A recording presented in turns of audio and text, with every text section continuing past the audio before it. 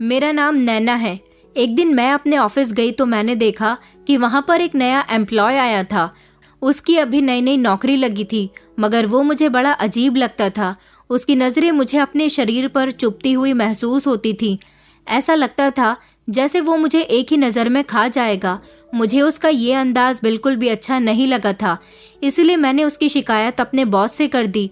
मगर 2-3 दिन गुजरने के बाद उस एम्प्लॉय ने मेरे साथ, उसने तो मेरी जिंदगी ही तबाह कर दी थी। उसने मेरे साथ कुछ ऐसा किया था जिसके बारे में सोच सोच कर मेरे होश उड़ जाते हैं। मैं उसे शायद कभी माफ नहीं करूंगी, क्योंकि वो तो, मेरी जिंदगी बहुत अच्छी चल रही थी। भगवान का दिया हमारे पास सब कुछ था। मेरे पापा की तबीयत खराब रहती थी। वो तो ज्यादा काम नहीं करते थे। अपने समय में उन्होंने भी काफी मेहनत की थी। उनकी मेहनत का ही तो नतीजा था जो आज हम इतने बड़े घर में रह रहे थे। फिर धीरे धीरे हम भाई बहन जवान हुए। हम 2 बहनें और हमारा एक ही भाई था। हम अपने भैया से बहुत प्यार करते थे। वो हम सबके लाडले थे। कई सालों पहले मेरे पापा अपनी फैक्ट्री में काम कर रहे थे, जब अचानक काम करते करते उनकी तबीयत बिगड़ गई। उन्हें अस्पताल ले जाया गया तो पता चला कि उनको एक बहुत बड़ी बीमारी है। उस समय मेरे भैया की उम्र 18 साल थी। वो अपनी पढ़ाई कर रहे थे, मगर जब पापा घर में बीमार रहने लगे और उन्होंने फैक्ट्री जाना बंद कर दिया, तो भैया ने फैसला किया कि वो अब आगे और नहीं पढ़ेंगे, अब वो कोई नौकरी करेंगे। मेरे भैया ने नौकरी करनी शुरू कर दी थी और फिर भैया ने भी हमें किसी चीज की कमी नहीं होने दी। उन्होंने साथ ही साथ पापा का इलाज भी करवाया और अपने काम पर भी ध्यान दिया। मेरी दीदी, जो कि मुझसे सिर्फ 4 साल बड़ी थी, हम दोनों बहनें एक दूसरे के साथ बिल्कुल दोस्तों की तरह रहते थे। मम्मी कहती थी कि इन दोनों बहनों के रिश्तों को कभी नजर न लगे। हम दोनों कभी एक दूसरे से लड़ाई झगड़ा नहीं करते थे और यही वजह थी कि हम दोनों अपने भाई से भी बराबर का प्यार किया करते थे।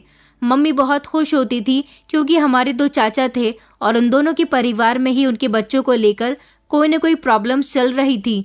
मेरे बड़े चाचा का बेटा एक लड़की को पसंद करता था, जबकि चाचा को लड़की बिल्कुल भी पसंद नहीं थी। मेरे छोटे चाचा की 2 बेटियां थी और दोनों ही पढ़ाई में बिल्कुल बेकार थी। मेरे चाचा चाहते थे कि वो पढ़ लिख कर कामयाब बने ताकि अपने पिता का सहारा बन सके, जैसे आज मेरे भैया मेरे पापा का सहारा बन गए हैं। जबकि मेरी दीदी भी अपनी पढ़ाई पर फोकस कर रही थी और दीदी का भी यही कहना था कि जैसे ही उनकी पढ़ाई पूरी होती है वो भी जॉब करने लग जाएंगी। मैं भी यही चाहती थी कि मेरी भी पढ़ाई पूरी हो जाए और मैं भी जॉब करने लगूं। हम लोगों ने ठान लिया था कि हम इतनी जल्दी शादी नहीं करेंगे, पहले हम अपने लिए कुछ सेविंग्स कर लेंगे। हमारा बहुत बड़ा घर था, हम चाहते तो उसे आधा बेचकर अपने लिए काफी रकम इकट्ठी कर सकते थे, मगर ये घर मेरे पापा ने बड़ी मेहनत से बनाया था। मेरी मम्मी ने अपने हाथों से इस घर को सजाया था, इसीलिए हम चाहकर भी इस घर को नहीं बेच सकते थे। हमारे इस घर को खरीदने के लिए बहुत सारे लोग आते थे क्योंकि ये घर बहुत खूबसूरत बना हुआ था, मगर हम लोग चाहकर भी इसको बेचने के बारे में सोच भी नहीं सकते थे। भैया की अच्छी जॉब लग गई थी, भैया अच्छा कमाते थे, उनकी अकेली कमाई से ही हमारा घर चल रहा था। पापा बहुत खुश थे और अफसोस भी करते थे कि अब भैया उन्हें कोई काम करने नहीं देते। भैया कहते थे कि पापा, आप अपनी तबीयत पर ध्यान दो, अपना ख्याल रखा करो। अब मैं हूं ना आपका सहारा बनने के लिए, इस घर को चलाने के लिए, तो फिर आपको नौकरी करने की कोई ज़रूरत नहीं है। फिर एक दिन कुछ ऐसा हुआ जिसने हमारी जिंदगी को पूरी तरह से बदल कर रख दिया था। सुबह का समय था। भैया बड़ी खुशी खुशी हम दोनों बहनों को लेकर और मम्मी पापा का आशीर्वाद लेकर घर से निकले थे। भैया की ड्यूटी होती थी कि वो जब सुबह अपने ऑफिस जाते थे तो अपनी बाइक पर मुझे और दीदी को कॉलेज छोड़ने के लिए जाया करते थे। हम दोनों बहनें एक ही कॉलेज में पढ़ती थी। पहले वो हमें कॉलेज छोड़ दिया करते थे और उसके बाद अपने ऑफिस चले जाते थे। उस दिन भी हम दोनों बहनें भैया के साथ कॉलेज जाने के लिए निकली थीं। मैंने देखा था कि ना जाने क्यों भैया के चेहरे पर एक अजीब सी परेशानी छाई हुई थी। मैंने भैया से पूछा भी था तो भैया कहने लगे कि पता नहीं क्यों मुझे कुछ अजीब अजीब सा महसूस हो रहा है। मैंने और दीदी ने कहा भी था कि अगर आपकी तबीयत ठीक नहीं है तो आप घर में आराम करें, आज आप ऑफिस न जाएं, हम दोनों बहनें कॉलेज भी खुद चले जाएंगे। तो भैया कहने लगे कि अरे नहीं नहीं, मेरी तबीयत तो बिल्कुल ठीक है, बस कुछ अजीब सी घबराहट सी हो रही है।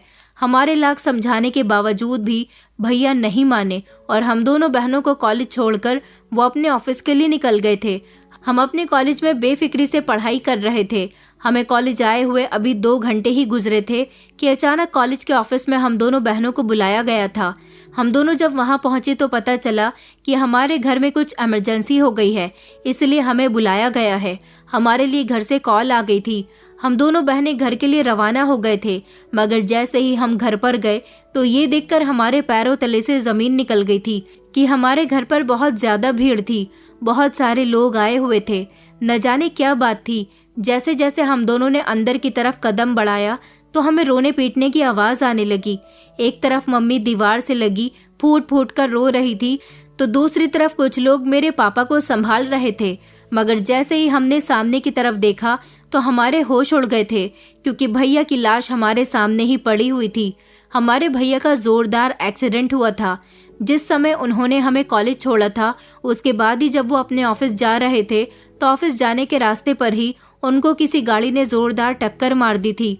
उनका तभी एक्सीडेंट हो गया था। इन 2 घंटों में हमारी पूरी जिंदगी तहस नहस हो गई थी।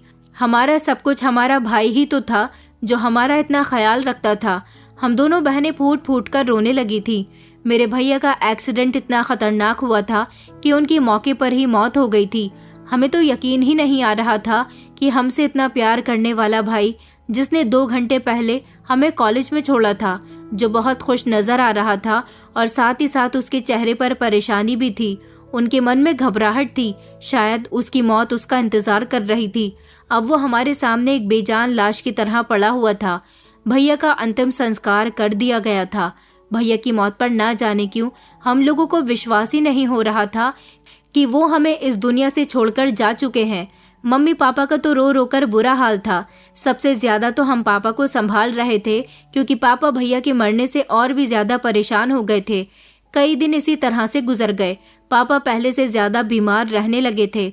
मम्मी भी खुद को संभाल नहीं पा रही थी, मगर जैसे तैसे हम लोगों को अपनी डेली रूटीन पर आना था। भला किसी जाने वाले इंसान को लोग कब तक याद कर सकते हैं? याद तो दिल में रहती है, मगर उसका गम एक न एक दिन दिल से निकालना ही पड़ता है। उसकी मौत को भूलना ही पड़ता है और फिर अपनी जिंदगी की नई शुरुआत करनी पड़ती है। हमने भी बड़ी मुश्किल से अपनी जिंदगी की नई शुरुआत की थी। जब तक दीदी की पढ़ाई पूरी नहीं हुई थी, तब तक हमारे घर में बहुत परेशानियां आने लगी थी। पापा तो पूरी तरह से बिस्तर से लग चुके थे। उनका इलाज भी चल रहा था। मम्मी घर के सारे काम किया करती थी। हम दोनों की पढ़ाई का भी खर्चा था। दीदी की पढ़ाई अब पूरी ही होने वाली थी। दीदी ने कह दिया था कि अब वो किसी नौकरी की तलाश करेंगी और वो नौकरी किया करेंगी। भैया की तरह वो पापा का सहारा बनेंगी, हम सबको संभालेंगी। मेरी दीदी बहुत अच्छी थी। मैंने उन्हें कहा था कि दीदी, अभी मेरी पढ़ाई पूरी होने में 4 साल का समय है। मैं भी आपके साथ नौकरी करूंगी और जितना हो सकेगा आपका हाथ बटाऊंगी। और फिर कुछ दिन के बाद दीदी की नौकरी एक अच्छी कंपनी में लग गई थी। दीदी जॉब करने लगी थी, जबकि मैंने घर में ही ट्यूशन के लिए कुछ बच्चे लगा लिए थे। उनमें से भी मेरे पास पैसे आते रहते थे। मम्मी पापा भैया को याद करके बहुत रोया करते थे। हम उन्हें तसल्ली देते थे कि भैया न सही, हम आपका सहारा हैं। कई दिन इसी तरह से गुजर गए थे और फिर वक्त के साथ साथ मेरी भी पढ़ाई पूरी हो चुकी थी। मेरी दीदी तो अभी भी उसी कंपनी में नौकरी कर रही थी, जबकि मैं भी जॉब करना चाहती थी। इसलिए मैंने दीदी से कहा था कि वो मेरी भी कहीं पर जॉब लगवा दे। अगर वो चाहे तो मेरी जॉब अपने ऑफिस में भी लगवा सकती है। मगर दीदी ने कहा कि मेरे ऑफिस में तो नहीं, मगर मेरे बॉस के भाई की कंपनी में मैं तुम्हारी जॉब लगवा सकती हूँ। मैंने दीदी से कहा था कि ये तो बहुत अच्छी बात है। दीदी ने मेरी जॉब का बंदोबस्त कर लिया था। उन्होंने बॉस से मेरे बारे में बात कर ली थी। सैलरी वगैरह भी तय हो गई थी। पापा की तबीयत में अब पहले से काफी फर्क आ गया था। अकेली दीदी की कमाई से ही घर चल रहा था, लेकिन अब मैं भी कमाने लग जाती तो और ज्यादा सहारा मिलना था। हम लोगों को भैया की बहुत याद आती थी। अगर आज हमारे भैया जिंदा होते तो बहुत कामयाब होते। वो हम दोनों बहनों से बड़े थे। मम्मी तो उनके लिए लड़कियां तलाश कर रही होती। घर में हमारी भाभी आती, मगर ये सब तो सिर्फ सपने ही बनकर रह गए थे और भैया एक याद बनकर। मम्मी हम लोगों के लिए मजे मजे के खाने बनाया करती थी और घर में रहकर पापा का भी बहुत ख्याल रखती थी, जबकि हम दोनों बहनें सुबह को ऑफिस के लिए निकल जाते थे। मैं तो शाम को 7 बजे तक घर आ जाती थी, जबकि दीदी शाम के 5 बजे तक घर आ जाती थी। मेरी जॉब अभी नई नई थी, इसलिए मुझे वहाँ पर हार्डवर्क करना था, बॉस का दिल जीतना था, तभी तो मैं आगे और कामयाब बन सकती थी। मुझे ऑफिस ज्वाइन किए हुए 1 हफ्ता गुजर गया था। सब कुछ फिर से बिल्कुल ठीक चल रहा था। हम लोग पहले की तरह जिंदगी की तरफ लौट आए थे। अब हमारे घर का भी हिसाब किताब ठीक हो गया था, क्योंकि भैया के जाने के बाद हमें बहुत सी मुश्किलों का सामना करना पड़ा था, जिसको पहले तो दीदी ने संभाल लिया था और फिर उसके बाद हम दोनों बहनें मिलकर संभाल रहे थे। हम दोनों बहनें हर संडे एक दूसरे की फ्रेंड्स के साथ घूमने भी जाते थे। मैं तो ज्यादातर अपनी फ्रेंड्स के साथ मूवी देखने जाती थी, जबकि दीदी अपनी फ्रेंड्स के साथ शॉपिंग करने जाती थी, क्योंकि उन्हें शॉपिंग करने का बहुत शौक था। रात को हम दोनों बहनें एक ही कमरे में सोते थे। रात को लगभग आधी रात गुजर जाती थी जब हम दोनों एक दूसरे से बातें करते रहते थे। मैं दीदी से पूछती कि आपका ऑफिस में दिन कैसा गुजरा, और दीदी मुझे बताती कि उन्होंने ऑफिस में क्या क्या किया। एक दिन मुझे दीदी ने बताया था कि वो किसी को पसंद करने लगी हैं। मैंने दीदी से पूछा कि आखिर वो खुशनसीब कौन है जिसे मेरी दीदी ने पसंद कर लिया है। तो दीदी ने मुझे बताया कि उनके ऑफिस की एक दोस्त है, उसका भाई है, जो हर रोज अपनी बहन को ऑफिस से पिक और ड्रॉप करता है, और जब हम सारी फ्रेंड शॉपिंग करने के लिए जाती हैं तब मेरी वो दोस्त अपने भाई से उसकी कार मांग लेती है और हम सब लोग उसी की कार में बैठकर शॉपिंग करने के लिए जाते हैं। मैंने देखा कि वो मुझे देखता रहता है। इसका मतलब यही है कि वो मुझे पसंद करने लगा है। मैंने दीदी से कहा, आपकी दोस्त को इस बारे में पता है क्या? तो दीदी कहने लगी कि हाँ, मैंने उसे बताया है कि मुझे ऐसा लगता है जैसे तुम्हारा भाई मुझे पसंद करता है। मैंने दीदी को कहा, तो फिर आपको देर नहीं करनी चाहिए। आपको उससे कहना चाहिए कि वो अपने पेरेंट्स को लेकर यहाँ आ जाए और जल्द से जल्द आपकी शादी हो जाए। अगर लड़का अच्छा है तो आपकी शादी जल्द ही उससे हो जानी चाहिए। दीदी कहने लगी कि हाँ, तुम ठीक कह रही हो, मैं अपनी दोस्त से बात करूंगी। वैसे तो मेरी दोस्त भी चाहती है कि मैं उसकी भाभी बन जाऊं। उसकी और मेरी बहुत अच्छी दोस्ती है, वो मुझे बहुत पसंद करती है। दीदी ने अगले ही दिन अपनी दोस्त से पूछा था कि वो अपने पेरेंट्स को लेकर हमारे घर कब आ रही है। उनकी दोस्त ने बताया कि उनके पेरेंट्स तो नहीं है, वो दोनों भाई बहन ही एक दूसरे का सहारा हैं। उसने कहा कि वो खुद ही अपने भाई का रिश्ता लेकर हमारे घर आ जाएगी।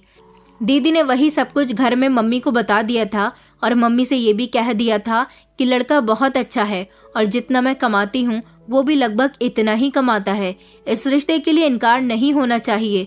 प्लीज आप लोग इस रिश्ते से हाँ कर देना।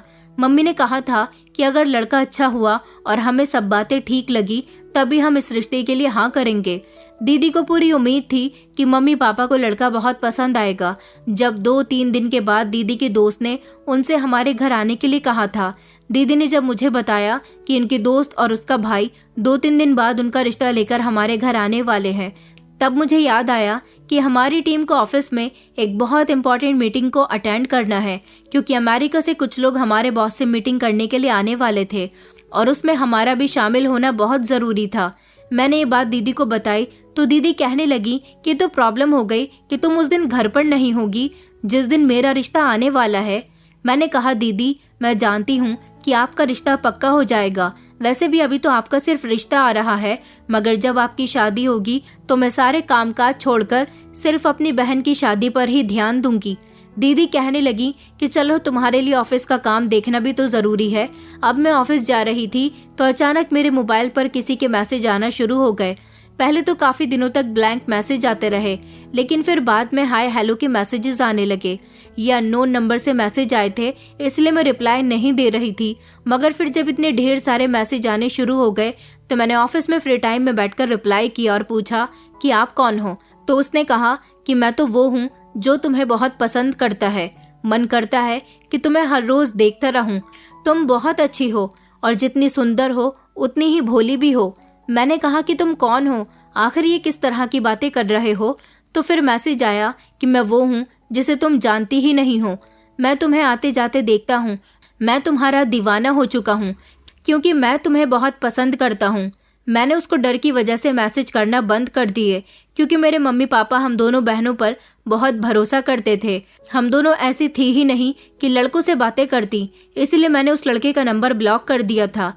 कई दिन तक तो मेरे पास उस लड़की के मैसेजेस नहीं आए, लेकिन फिर कुछ दिनों के बाद दूसरे नंबर से वो मैसेज करने लगा और कहने लगा कि तुम मुझसे बात क्यों नहीं करती हो, मेरे मैसेजेस का रिप्लाई क्यों नहीं देती हो। लेकिन वो जब भी मुझे नए नंबर से मैसेज करता तो मैं उसे ब्लॉक कर दिया करती थी।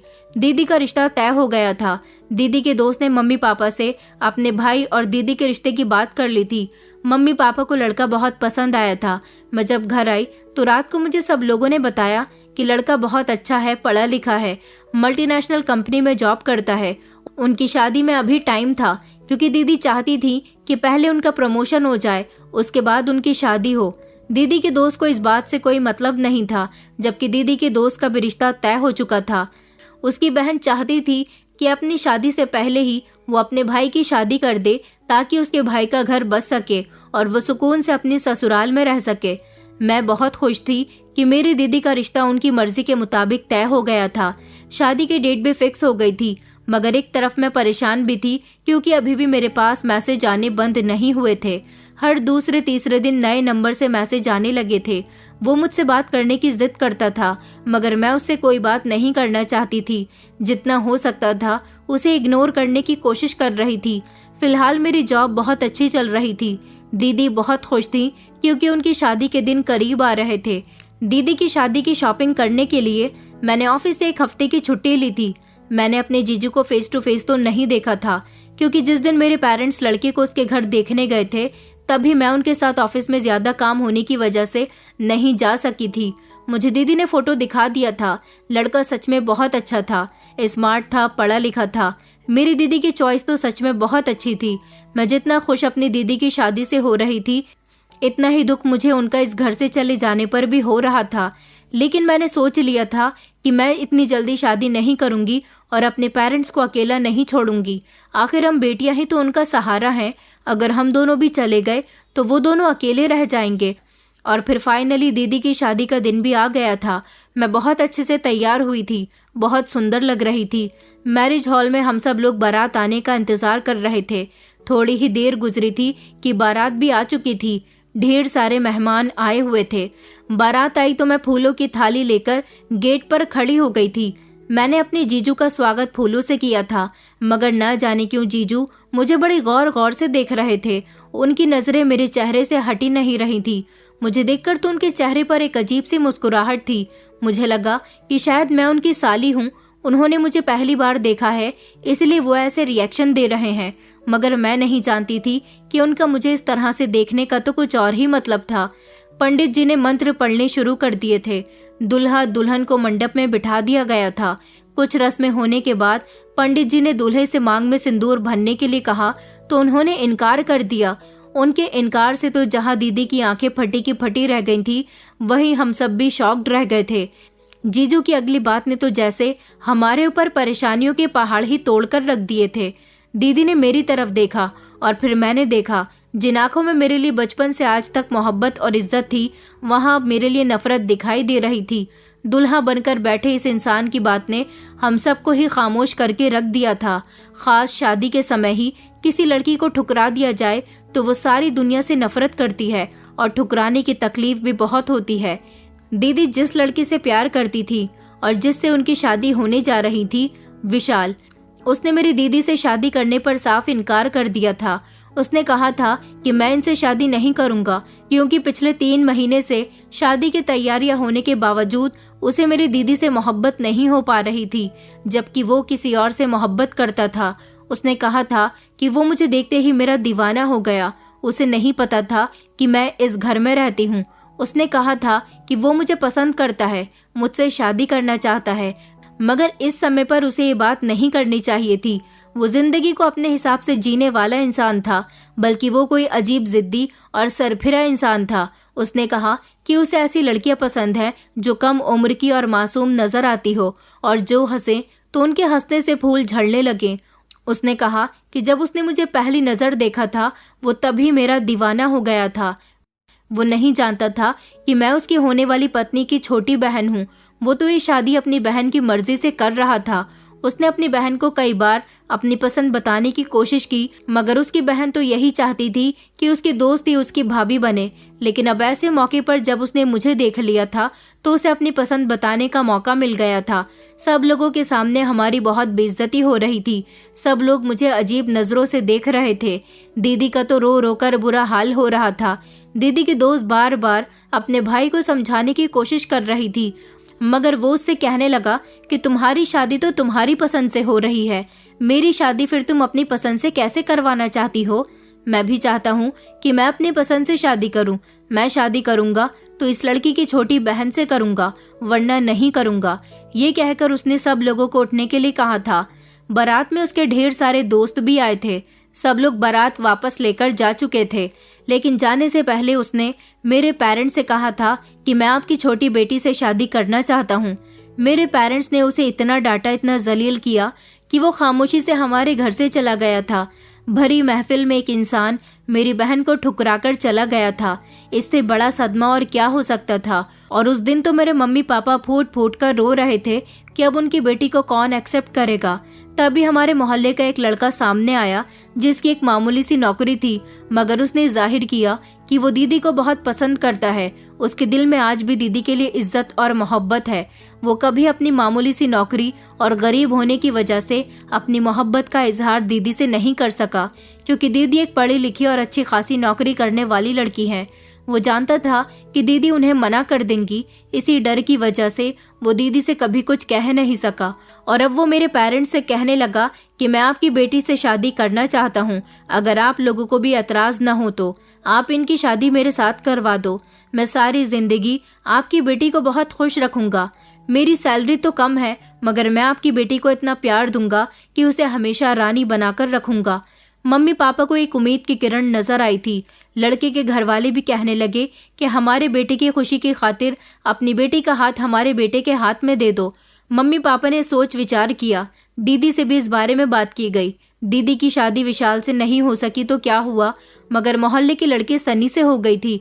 और फिर दीदी की विदाई का समय आ गया था। मेरी दीदी की जोड़ी इसी लड़की के साथ लिखी हुई थी, लेकिन मैं दीदी से नजरें नहीं मिला पा रही थी। मैं दीदी से गले मिलने के लिए उनके करीब गई तो दीदी ने मेरे मुंह पर एक जोरदार थप्पड़ मार दिया था और कहने लगी कि कभी मुझे अपनी शक्ल मत दिखाना, मुझसे बात करने की कोशिश भी मत करना। उन्हें यही लगता था कि इसमें मेरी गलती है, मगर इस समय मेरी कोई गलती नहीं थी। मैं तो विशाल को जानती भी नहीं थी।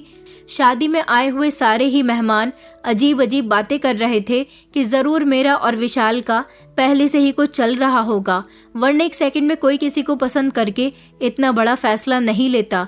सबकी अपनी अपनी राय थी, लेकिन मेरे लिए तो मेरी दीदी की राय ज्यादा अहम थी, जो उन्होंने मेरे मुंह पर थप्पड़ मारकर मुझे बता दी थी। उनकी आंखों में आज मेरे लिए नफरत थी और मैं हैरान थी कि मैं मर क्यों नहीं गई। दीदी मोहल्ले के लड़के सनी के साथ विदा होकर अपनी ससुराल चली गई थी। अगले दिन जब दीदी अपने पति के साथ हमारे घर आई तो मैंने दीदी से रिक्वेस्ट की थी। उनसे कहा था कि मैं उस लड़की को नहीं जानती थी, मगर दीदी तो मेरी कोई बात सुनने के लिए तैयार ही नहीं थी। मैं अब अपना कसूर ढूंढ ढूंढ कर थक गई थी। मेरा रोना चिल्लाना अब किसी काम का नहीं रहा था, क्योंकि किसी को कोई फर्क ही नहीं पड़ रहा था। सबकी जिंदगियां रूटीन पर आ गई थी। मम्मी पापा भी मुझसे बात नहीं करते थे, क्योंकि उन्हें भी इसमें मेरी ही गलती नजर आती थी। अब मैं पूरी तरह से अकेली रह गई थी। मैंने जॉब पर जाना शुरू कर दिया था, लेकिन इसी दौरान मैंने देखा था कि ऑफिस में एक नया एम्प्लॉय जॉब के लिए आया है और ये मुझे काफी अजीब लगता था। बड़े अजीब से कपड़े पहनता था। इसकी बड़ी सी दाढ़ी और मूछें थी। खराब से हुलिये में आता था। वो अपनी आंखों पर हमेशा काले रंग का चश्मा लगाए रखता था और कहता था कि उसे एलर्जी है, लेकिन हमेशा मैंने महसूस किया था कि वो अपने चश्मे की आड़ से मुझे ताकता रहता था और कई बार मैंने उसे खुद को देखते हुए पाया था। मैं पहले ही हालात की डसी हुई थी और अब इस एम्प्लॉय की हरकतों ने मुझे और ज्यादा डरा कर रख दिया था। यह हमेशा किसी न किसी काम के लिए मेरे केबिन में आता रहता था, मुझसे बात करने की कोशिश करता था और जब मैं किसी काम के लिए अपने केबिन से बाहर निकलती तो मुझे देखता रहता था। मैं इसके बारे में किसी को बता भी नहीं पा रही थी, इसलिए ही डरते डरते दिन गुजर रहे थे। जब एक दिन ऑफिस में बहुत ज्यादा काम था, सब लोग ड्यूटी ऑफ होने के बाद जा चुके थे। कुछ ऐसे लोग ही रह गए थे जिन्हें अपना काम कंप्लीट करना था। उनमें से एक मैं भी थी। मैं अपने केबिन में थी। मैंने जब चाय ऑर्डर की तो मेरे लिए चाय आई। मैंने जैसे ही चाय पी तो उसके थोड़ी देर के बाद ही मुझे बहुत तेज नींद आने लगी। मैं अपनी चेयर पर ही सर टेक कर सो गई थी, लेकिन जब मेरी आंख खुली तो मेरे होश उड़ गए थे, क्योंकि मैं एक अजीब सी जगह पर थी। ये किसी का घर था, मगर ये किसका घर था मैं ये नहीं जानती थी। मैं एक कमरे में मौजूद थी। मैं चिल्लाने लगी कि मैं यहाँ पर कैसे आई। तभी वही एम्प्लॉय कमरे के अंदर आया और कहने लगा कि तुम जाग गई हो, चलो अब जल्दी से तैयार हो जाओ। उसने लाल रंग का लहंगा मेरे हाथ में दिया और कहने लगा कि इसे पहन लो। मैं कहने लगी कि तुम ये क्या कर रहे हो, मुझे यहाँ पर कौन लेकर आया है, मैं तो अपने ऑफिस में काम कर रही थी। तो वो कहने लगा कि अब तुम्हारी मेरे साथ शादी होगी। उसकी बात सुनकर मेरे पैरों तले से जमीन निकल गई थी। उसने कहा कि मैं तुम्हें अपनी पत्नी बनाना चाहता हूँ। मैंने कहा तुम कौन हो और ये क्या बकवास कर रहे हो, मुझे जाने दो। मैं वहां से भागने की कोशिश कर रही थी जब उसने मुझे पकड़ लिया और मुझे पकड़कर कहने लगा कि खामोशी से ये कपड़े पहन लो, वरना मैं तुम्हारे साथ जबरदस्ती भी कर सकता हूँ। उसने मुझे डरा दिया था। वहां पर मेरे पास भागने का कोई रास्ता नहीं था, इसलिए मजबूरन मैंने वो कपड़े पहन लिए थे और तैयार होकर जैसे ही मैं कमरे से बाहर निकली तो ये देखकर मेरी आंखें फटी रह गई थी कि बाहर 2-3 लोग बैठे हुए थे। पंडित जी ने मंडप सजाया हुआ था, अग्नि जल रही थी और पंडित जी मंत्र पढ़ रहे थे। ये एम्प्लॉय मुझसे शादी करना चाहता था, मगर मैं बहुत रो रही थी। मैं उससे शादी नहीं कर सकती थी, मुझे अपने घर जाना था। इस वक्त रात के 2 बज रहे थे। उसने कहा कि तुम्हें मेरे साथ अभी ही शादी करनी होगी। मैंने कहा कि प्लीज मुझे जाने दो। तो वो कहने लगा कि तुम मेरे साथ शादी कर लो, फिर मैं तुम्हें खुद हिफाजत से तुम्हारे घर तक पहुंचाऊंगा। उसने मुझे नहीं बताया कि वो मेरे साथ ऐसा क्यों कर रहा है और फिर जबरदस्ती डरा धमकाकर उसने मेरे साथ शादी कर ली। शादी होने के बाद मुझ पर एक और सच्चाई खुली थी जब उसने अपनी दाढ़ी मूंछ हटा दी। इसका मतलब ये था कि ये मेरे ऑफिस में काम करने वाला वो एम्प्लॉय कोई और नहीं बल्कि वही इंसान था जिसे मैं बहुत अच्छी तरह से जानती थी। आखिर मैं इसको कैसे भूल सकती थी? यही तो वो इंसान है जिसने मेरी बहन के दिल में मेरे लिए नफरत भर दी है। ये विशाल था जो भेष बदलकर मेरी कंपनी में नौकरी कर रहा था। मैं धीरे धीरे इसके करीब गई और मैंने इसके मुंह पर एक जोरदार थप्पड़ मार दिया और कहा कि घटिया इंसान, तुमने ये सब क्या कर दिया? तुमने मुझे किडनैप करके जबरदस्ती मेरे साथ शादी कर ली। वो कहने लगा कि मैं क्या करूं, तुम मुझसे शादी करने के लिए तैयार ही नहीं हो रही थी। मैं तुमसे प्यार करता हूं। तुम्हें याद है कि तुम्हारे नंबर पर मैसेज आते थे, वो मैसेज भी मैं ही तुम्हें किया करता था। तुम अपने ऑफिस जाती थी तो मैं तुम्हें देखता था। जिस ऑफिस में तुम काम करती हो वो ऑफिस मेरे दोस्त का है। मैं अपने दोस्त से मिलने के लिए कभी कभी उसके ऑफिस जाता था, क्योंकि मैं खुद भी एक मल्टीनेशनल कंपनी में जॉब करता हूँ। मैं तुम्हें पसंद करने लगा था। तुम्हारे ऑफिस से ही मुझे तुम्हारा नंबर मिला था। तुमसे बात करने की बहुत कोशिश की। सोचा कि मैं तुम्हें मैसेज करूंगा, तुम्हें अपनी बातों में लेने की कोशिश करूंगा तो तुम भी पलटकर मुझे जवाब दोगी, मुझसे प्यार करने लगोगी। मगर तुमने पलटकर मुझे कभी कोई जवाब ही नहीं दिया। इतने में ही मेरी बहन ने मेरे लिए रिश्ता तलाश करना शुरू कर दिया। मैंने उसे मना भी किया था कि मैं तुम्हारी पसंद की लड़की से शादी नहीं करना चाहता, मगर वो मेरी बात सुनने के लिए तैयार ही नहीं हो रही थी। और फिर उसकी खुशी की खातिर मैं शादी करने के लिए तैयार हो गया था। मगर मैंने जब अपनी शादी वाले दिन तुम्हें देखा तो फिर से मेरा दिल तुम्हें चाहने लगा। मैं चाहकर भी तुम्हें नहीं भूल पा रहा था, इसलिए मैंने तुम्हारी बहन से शादी करने के लिए इनकार कर दिया और तुमसे शादी करने के लिए कहा। मगर वहाँ पर तो एक नया ही हंगामा शुरू हो गया था। मैं जानता हूँ कि तुम्हारे घर वाले तुम्हारी शादी मेरे साथ इतनी आसानी से नहीं करवाते, इसलिए मैंने ये तरीका अपनाया। मैंने फिर से इस समय उसके मुंह पर एक और थप्पड़ मार दिया और कहा कि तुम्हें पता है कि तुम्हारी इस गलती ने मेरी पूरी जिंदगी तबाह कर दी। मेरी बहन मुझसे नफरत करती है, मेरे घर वाले मुझे गलत समझते हैं। तो वो कहने लगा कि अब तुम्हें कोई कुछ नहीं कह सकता, तुम मेरी पत्नी हो। मैं तुम्हें तुम्हारे घर छोड़ देता हूँ। 2 दिन बाद मैं खुद अपनी बहन को लेकर इज्जत से तुम्हें विदा करवाकर तुम्हारे घर से ले जाऊंगा। वो मुझे मेरे घर पर छोड़ गया था। मैं बहुत रो रही थी। मैंने अपने कपड़े चेंज कर लिए थे, क्योंकि मैं अपने घर वालों का ऐसी हालत में सामना नहीं कर सकती थी। पहले ही उनके दिल में मेरे लिए काफी शक बैठ गया था। मेरी मम्मी बहुत परेशान थी। मैंने देखा कि वो दरवाजे पर ही इधर उधर टहल रही थी। मम्मी ने मुझे देखा तो वो कहने लगी कि तुम कहाँ रह गई थी? मैं कब से तुम्हारा इंतजार कर रही हूँ। मैं तुम्हारी वजह से बहुत परेशान हो गई हूँ। आखिर तुम सारी रात कहाँ रही हो? तुम्हें पता भी है कि सुबह के 4 बज रहे हैं। तुम्हारे पापा को तो मैंने तसल्ली देकर सुला दिया, वो बार बार तुम्हारा पूछ रहे थे। मम्मी कहने लगी कि मैं तुम्हारी तरफ से बहुत परेशान हो गई हूँ, मैं जल्दी तुम्हारी भी शादी कर दूंगी। मैंने मम्मी से कहा कि मम्मी प्लीज ऐसा मत करना। अब मैं मम्मी को क्या बताती कि मेरी शादी तो हो चुकी है और उसी इंसान के साथ हुई है जिसने सबके दिल में मेरे साथ अपना अफेयर होने का शक बिठा दिया है। मैं किसी का सामना करने के लायक नहीं रही थी। मैं अपने कमरे में आकर बहुत रोई थी। सुबह मेरी जॉब पर जाने की हिम्मत भी नहीं हो रही थी, इसलिए मैंने छुट्टी कर ली थी। मगर अगले दिन मम्मी ने मुझे शॉक कर दिया था जब उन्होंने अपनी दोस्त के बेटे से मेरा रिश्ता तय करने की बात कही। उन्होंने कहा था कि उनकी एक दोस्त अपने बेटे के लिए रिश्ता लेकर हमारे घर आ रही है। मैंने मम्मी से कहा कि मम्मी, मैं आप लोगों को छोड़कर नहीं जा सकती। अगर मेरी भी शादी हो गई तो फिर आप लोग कैसे रहेंगे? मैं जॉब करना चाहती हूँ, अभी आप लोगों का सहारा बनना चाहती हूँ। तो मम्मी कहने लगी कि तुम पहले ही हमारे लिए काफी कुछ कर चुकी हो, इसलिए बेहतर यही होगा कि तुम शादी करके अपने ससुराल चली जाओ। रही बात हमारी, तो हम दोनों पति पत्नी अपना गुजारा कैसे करेंगे? तो तुम्हारे जाने के बाद हम ऊपर वाले पोर्शन को रेंट पर दे देंगे। ऊपर 6 रूम बने हुए हैं, अच्छा खासा किराया आ जाएगा और हमारा गुजारा हो जाएगा। आखिर हम कब तक तुमसे नौकरी करवाते रहेंगे? एक न एक दिन तुम्हारी शादी तो होनी ही है। मैंने मम्मी से बहुत कहा था कि वो मेरी शादी ना करवाएं, मगर वो मेरी एक भी बात सुनने के लिए तैयार नहीं थी। मैंने पापा से भी बात की थी, लेकिन पापा तो मुझसे कोई बात कर ही नहीं रहे थे। इन सबको यही लगता था कि मेरा विशाल के साथ कुछ चल रहा था। मैं बहुत परेशान थी, बहुत डिप्रेशन का शिकार हो रही थी। घर में कोई मुझसे ढंग से बात नहीं करता था। मम्मी ने मेरा रिश्ता पक्का कर दिया था। मेरे दिन रात बड़ी बेचैनी से गुजर रहे थे। अब तो मैं जॉब पर भी नहीं जा रही थी, किसी से बात भी नहीं करती थी। बोर होती तो कभी कभी मोबाइल खोलकर बैठ जाती थी। विशाल ने मुझसे कहा था कि वो 2-3 दिन बाद मेरे घर अपनी बहन को लेकर आएगा, मगर वो अभी तक नहीं आया था। मैंने विशाल का नंबर भी ट्राई किया था, मगर उसका नंबर लग ही नहीं रहा था। मैं चाहती थी कि विशाल की बहन से बात करूं, मगर उसकी बहन का नंबर मेरे पास नहीं था। दीदी से मैं विशाल की बहन का नंबर ले नहीं सकती थी, क्योंकि दीदी पहले ही मुझसे बात नहीं कर रही थी। और फिर उन्हें पता चल जाता कि मेरी शादी विशाल के साथ हो चुकी है, तो वो मुझ पर और ज्यादा भड़कती। फिर तो ये बात क्लियर हो जाती कि जरूर मेरा और विशाल का पहले कोई रिश्ता रहा है और हम दोनों ने अपने उस रिश्ते को कायम भी कर लिया है। मैं एक बहुत बड़ी मुसीबत में फंस चुकी थी। कई दिन गुजर गए थे, विशाल अभी तक नहीं आया था।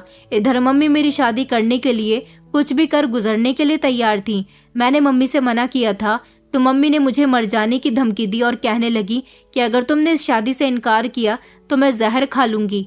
मैं जानती हूँ कि तुम विशाल से प्यार करती हो, तभी तो विशाल ने तुम्हारी बहन को ठुकरा दिया। मैंने मम्मी से कहा था कि नहीं मम्मी, मैं तो उसको जानती भी नहीं थी, आप लोगों को गलतफहमी हो रही है। मगर मेरी बात का यकीन तो कोई भी करने के लिए तैयार नहीं था। जब मम्मी ने मरने की धमकी दे दी तो मुझे खामोश होना पड़ गया था, क्योंकि अब मैं विशाल का इंतजार करने के अलावा कुछ और नहीं कर सकती थी। मैंने विशाल को ढूंढने की भी बहुत कोशिश की थी। मैंने अपने ऑफिस में अपने बॉस को कांटेक्ट किया और उनको भी विशाल के बारे में बताया, तो उन्होंने भी कहा था कि उन्हें विशाल के बारे में कुछ नहीं पता। उन्होंने कहा था कि अगर उन्हें विशाल के बारे में कुछ पता चलता है तो वो फौरन ही मुझे बता देंगे। मगर काफी दिन गुजर गए थे।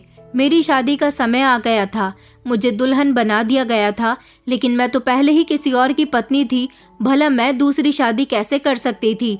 विशाल ने जबरदस्ती मेरे साथ शादी जरूर की थी, लेकिन उसके नाम का सिंदूर मेरी मांग में था और उसके नाम का मंगलसूत्र भी मैं पहने हुए थी, जिसको मैं काफी दिनों से अपने घर वालों से छुपा रही थी। मैं चाहती थी कि ये बात सबके सामने तभी खुले जब विशाल खुद आकर मेरे घर वालों को सारी सच्चाई बताए। मगर ये राज तो दिन ब दिन दबता चला जा रहा था। आने वाला समय मेरे लिए बहुत कठिन था, क्योंकि अब मुझे उसी मांग में किसी दूसरे के नाम का सिंदूर भरना था। बारात आ चुकी थी, मुझे दुल्हन बनकर मंडप में बिठा दिया गया था। मैं फूट फूट कर रो रही थी और विशाल को बहुत याद कर रही थी। मेरे 7 फेरे होने शुरू हुए। मेरी कुछ समझ नहीं आ रहा था कि मैं क्या करूं। मैं मन ही मन भगवान से प्रार्थना कर रही थी कि किसी भी तरह से विशाल आ जाए, और फिर भगवान ने मेरी प्रार्थना सुन ली और मौके पर ही विशाल हमारे घर पहुंच गया था। विशाल को देखकर सब लोग बहुत दंग रह गए थे, क्योंकि सबको यकीन नहीं आ रहा था कि वो ऐसे मौके पर फिर से आ सकता है। विशाल ने मेरे घर वालों को बताया कि आप लोग ये क्या कर रहे हैं, ये मेरी पत्नी है, मैं इससे शादी कर चुका हूँ। मम्मी पापा ने मुझे फटी फटी आंखों से देखा था। लड़के वाले मुझे बुरा भला कह रहे थे, और फिर हुआ ऐसा कि पूरी की पूरी बारात ही वापस लौट गई थी। इस बार भी हम लोगों की बहुत बेइज्जती हुई थी। मेरे मम्मी पापा ने विशाल से कहा कि तुमने हमारी बेइज्जती करने का ठेका ले लिया है क्या? हमारी बड़ी बेटी की बारात भी वापस लौट गई और अब छोटी बेटी की बारात भी वापस चली गई। आखिर तुम चाहते क्या हो? तो विशाल ने बताया कि मैं आपकी बेटी को बहुत पसंद करता था, मेरी बहन की जिद की वजह से कि वो अपनी दोस्त को अपनी भाभी बनाना चाहती है। मैं इसीलिए खामोश रहा। मैंने नैना को अपने दिल से निकाल दिया था, लेकिन जब आपकी बड़ी बेटी के साथ मेरी शादी होने जा रही थी और मैंने जब अपनी आंखों के सामने नैना को देखा तो मैं सब कुछ भूल गया था और मैंने सोच लिया था कि मैं नैना से ही शादी करूंगा। मैं तो इसे पसंद करता था, इसको मैसेज भी किया करता था, मगर इसने कभी मेरी मोहब्बत का इजहार एक्सेप्ट ही नहीं किया। इसलिए मैंने आपकी बेटी को उसके ऑफिस से किडनैप करके उसके साथ शादी कर ली। मैं इसे 2-3 दिन बाद आकर खुद यहाँ से ले जाने वाला था और आप लोगों को खुद सारी हकीकत बताने वाला था, मगर मेरा एक्सीडेंट हो गया जिसकी वजह से मैं बहुत घायल हो गया था। मैं कई दिनों तक अस्पताल में रहा, मगर मुझे पता चला कि नैना की शादी होने जा रही है, इसलिए मैं फौरन भागते हुए अपनी पत्नी को बचाने आया हूँ। विशाल ने सब लोगों के सामने हाथ जोड़कर अपने किए की माफी मांगी थी। उसने कहा था कि मैं जानता हूँ कि मेरी वजह से आप लोगों की बहुत बेइज्जती हुई है, लेकिन मैं नैना को पाना चाहता था, इसलिए शायद मेरा तरीका गलत था, मगर मेरा मन बिल्कुल साफ है। मैं नैना को सारी जिंदगी बहुत खुश रखूंगा। मेरी शादी में दीदी भी आई हुई थी। दीदी मुझे फटी फटी नजरों से देख रही थी, मैं रो रही थी। विशाल ने सबको सब कुछ बता दिया था कि इस सब में नैना की कोई गलती नहीं है। मैंने नैना से बात करने की बहुत कोशिश की, मगर नैना ने कभी मुझसे बात ही नहीं की। वो एक शरीफ लड़की है। मेरी वजह से सारे इल्जाम इस बेचारी पर आ गए, मगर मैं नहीं चाहता कि आप लोग उसे गलत समझे। आप लोग प्लीज उसे मेरे साथ भेज दें, क्योंकि अब वो मेरी पत्नी है। मम्मी पापा उस दिन भी बहुत रोए थे। सब लोगों ने आपस में बैठकर डिस्कशन किया था और फिर डिसीजन यही निकला था कि मुझे विशाल के साथ भेज दिया जाए, क्योंकि मेरी उसके साथ अब शादी हो चुकी थी। अब कुछ भी नहीं हो सकता था, मैं उसी की थी। मेरे पेरेंट्स ने मुझे विशाल के साथ विदा तो कर दिया था, लेकिन काफी समय तक मुझे और विशाल को किसी ने माफ नहीं किया। सब लोग हमसे नाराज रहे थे। मैं भी काफी लंबे समय तक विशाल से नाराज रही थी। विशाल की बहन भी उससे कोई बात नहीं करती थी। फिर वक्त के साथ साथ कहते हैं ना कि सब लोग ठीक हो जाते हैं। विशाल ने मुझे शादी के बाद इतना खुश रखा कि मेरे दिल से उसकी नाराजगी खत्म हो गई थी। विशाल ने अपनी बहन की शादी कर दी थी और वो भी विदा होकर अपनी ससुराल चली गई। लेकिन जब ससुराल जाने के बाद उसे अपने भाई की याद आई तो उसने भी अपने भाई को माफ कर दिया था। शादी के 1 साल के बाद जब मुझे माँ बनने की खुशी मिली और मैं ये खुशी सुनाने के लिए अपने मायके गई तो मम्मी पापा और दीदी ने भी मुझे माफ कर दिया था। और इस तरह आज मैं अपने पति के साथ एक खुशहाल जिंदगी गुजार रही हूँ। अगर आप किसी को पाना चाहते हैं, उससे मोहब्बत करते हैं, आपको लगता है कि वो इंसान आपको इतनी आसानी से नहीं मिल सकता, तो आप उसको पाने के लिए प्रार्थना करें। भगवान सबकी सुनता है, मगर कभी भी कुछ ऐसा ना करें जिसकी वजह से बाकियों को नुकसान पहुंचे या किसी की फीलिंग्स हर्ट हो, क्योंकि दूसरों को नुकसान पहुंचाकर अपना फायदा करने वाला इंसान कभी अपनी जिंदगी में खुश नहीं रहता। विशाल को हम सब ने माफ कर दिया था, तभी वो आज मेरे साथ खुश है, लेकिन कुछ जख्म ऐसे होते हैं जो दिल से कभी नहीं जाते। मेरी दीदी अपने पति के साथ बहुत खुश है। अगर कभी वो अपने पति के साथ खुश नहीं होती और वो अपनी बहन को खुश देखती तो शायद उनके दिल पर लगा हुआ जख्म कभी उन्हें विशाल को माफ करने पर मजबूर न करता। दोस्तों, उम्मीद करती हूँ आपको हमारी कहानी पसंद आई होगी। कहानी पसंद आई है तो वीडियो को लाइक करें, चैनल पर नए हैं तो चैनल को सब्सक्राइब करें और हाँ, नोटिफिकेशन बेल को जरूर दबाएं ताकि अगली अपडेट सबसे पहले आपको मिले।